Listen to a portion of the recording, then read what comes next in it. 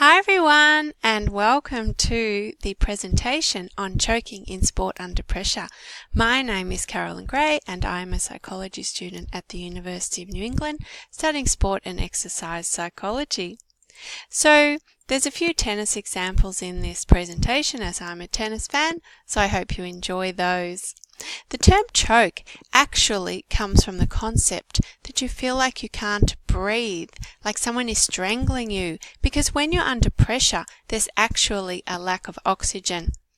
And choking happens when you get in your own way mentally, okay, and your mind prevents you from performing at your best.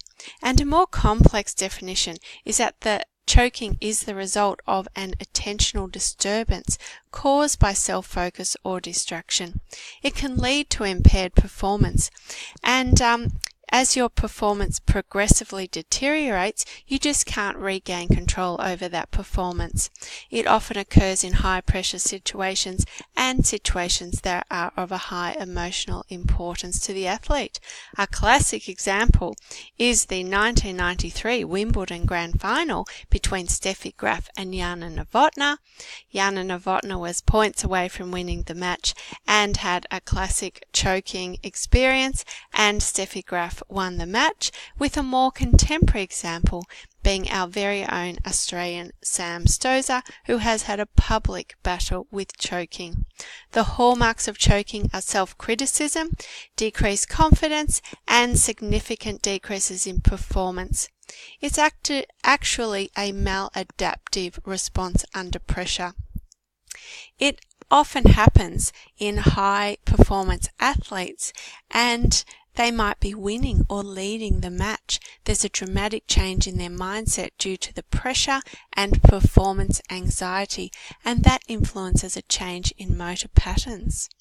So on a conscious level, we have a sudden change of thinking away from the now, okay, what is happening in the present, to the future, the prospect of winning or losing. What is the outcome going to be? So instead of being focused on the now and being calm and composed and performing to your potential, you actually focus on the future, and the anxiety goes up, and all of a sudden your performance is influenced. And on a deeper, more unconscious level, the athlete's nervous system is registering a sense of danger, and so there is a reflexive response that is self-protective.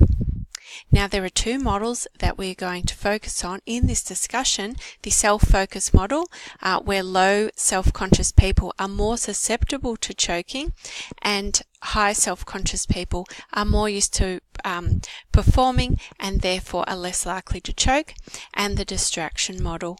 And that's where there is a performance deficit, because your attention shifts from the task-relevant cues to cues that are more irrelevant and therefore can influence distraction.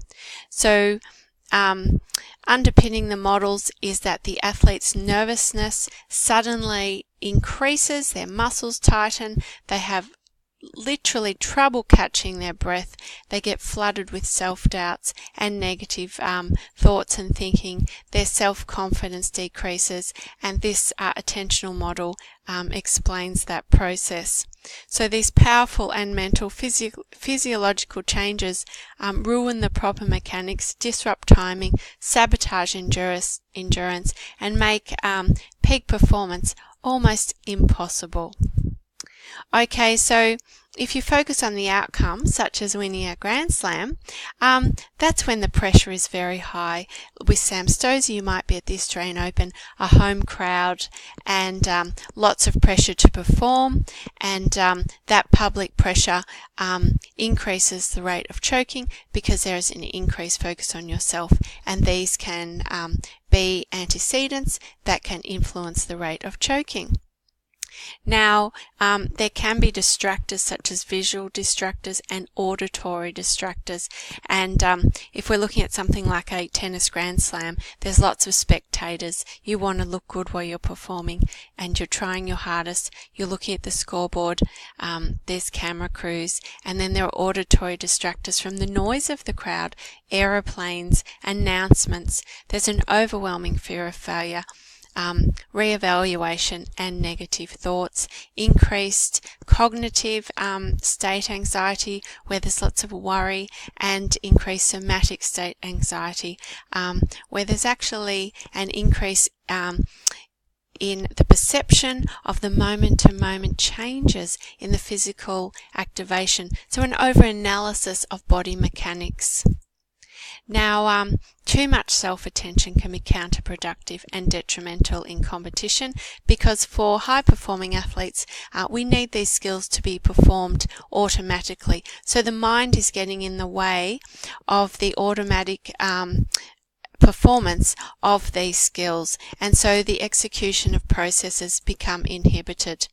There's a mental exhaustion and a fatigue which inhibits your decision making, your focus, and your mental capacities. And we can use coaches and sports psychologists to support athletes, and they can use tools such as face-to-face meetings, emails, telephone calls, and even observation to support athletes. And an athlete can use a reflective diary. This can be a very good way to write down their thoughts and to decrease the chances of choking through reflection. And there are particular methods that can be used to support athletes, such as imagery, which aims to build confidence and pre-competition routines with a focus on relaxation. And there's also tools that aim to keep the focus away from irrelevant anxiety-producing thoughts, because having too many thoughts can actually distract you from the task that you are performing.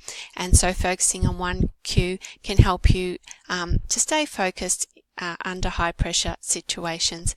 And positive self-talk can be very, very motivational as it increases your energy, effort, and helps promote a positive attitude.